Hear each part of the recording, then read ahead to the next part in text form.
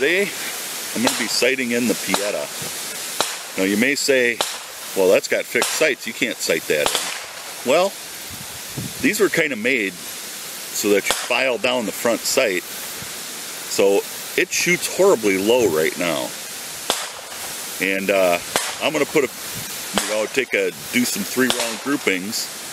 I'm going to take 3 rounds, get an idea where it's shooting, and then I brought my file, and I'm going to take just a little bit off of the front sight at a time, and see if we can bring it up to where I want it. The target's set at, I don't know, 9 or 10 yards, 10 paces, so probably 9 yards. And once I get close, I'm going to move it out to 25 yards or 20 yards, somewhere out there, because I kind of want to be able to shoot this out that far. So let's get to it. I will put 3 rounds on paper and then let you know where we're at. Alrighty, I don't know where I left this, but I sighted it in. These guns are typically made with the extra tall front sight so that you can sight it in. And that way it's almost assuredly too tall, which this was. And I was shooting about a foot low. Yeah, about a foot low at 9 to 10 yards. And that's a lot. There really is a great deal low. I took off almost 3/16 of an inch off of the front sight. And I brought 100 rounds of ammo with me and shot all of it before I could move the target out to 25 yards to see how I was doing there. But I'm pretty satisfied with the result I've got at 10 yards. I would take a little off, make 3 or 4 passes with the file. At first I took off quite a bit, maybe a dozen passes with the file until I got it coming close to the elevation that I wanted. And once I got the elevation, I still had to move the sight a little bit, which it's not a dovetail.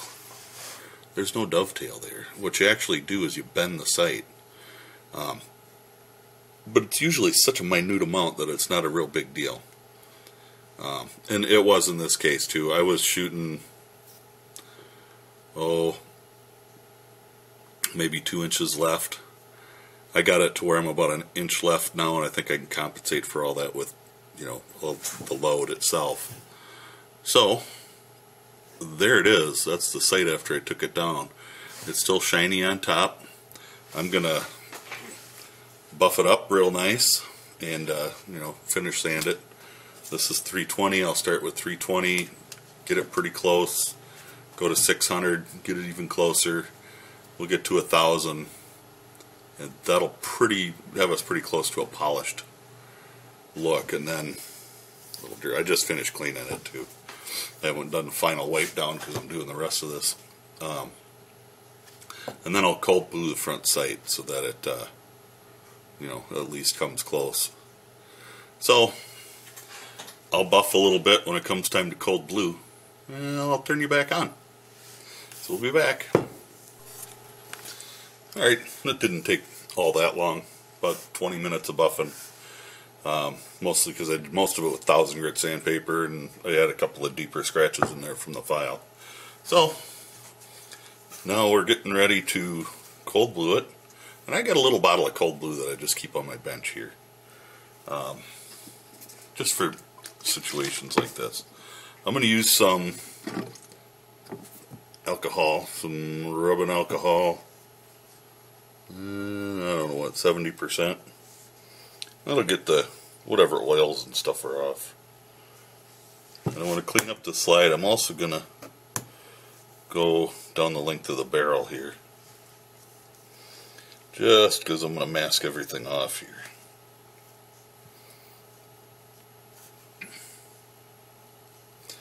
The nice thing, the higher the percentage of alcohol, the faster it evaporates. So now at this point I'm not going to touch the front sight, but I will give it a quick clean once I've got everything masked off too. So Just because I'm going to try not to touch it, I should say.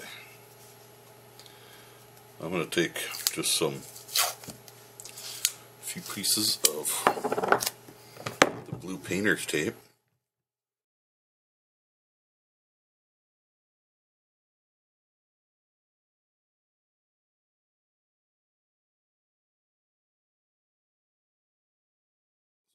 There it is.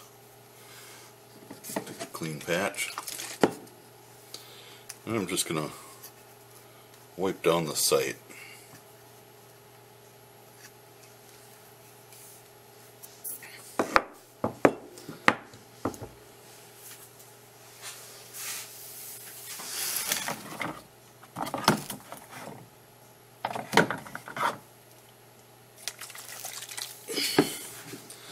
I have some super blue from Birchwood Casey. I also have the Perma Blue paste. You know what? Let's use a little of the paste. What else do I have up here? That's it. Alrighty. I haven't tried the paste. Got this for another project, so.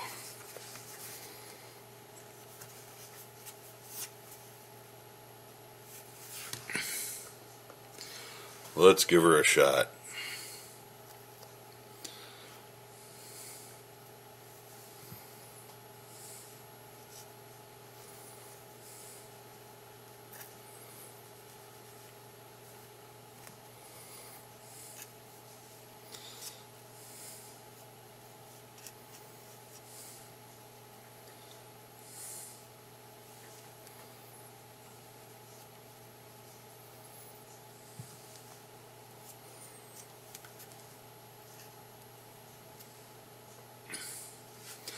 Now the directions say that this could take a couple of applications, but you know what, it looks pretty good right at this very moment.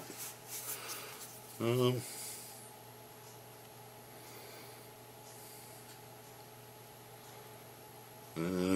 let it sit for 30 to 60 seconds. So that's not that long. I'm going to let it sit here. I'll probably have to do it a couple of times. I'll let you know. And then when it's done, I'll get back with you. Well, I think it came out pretty well. You know, it's not perfect, but it sure is tough to tell that it doesn't match.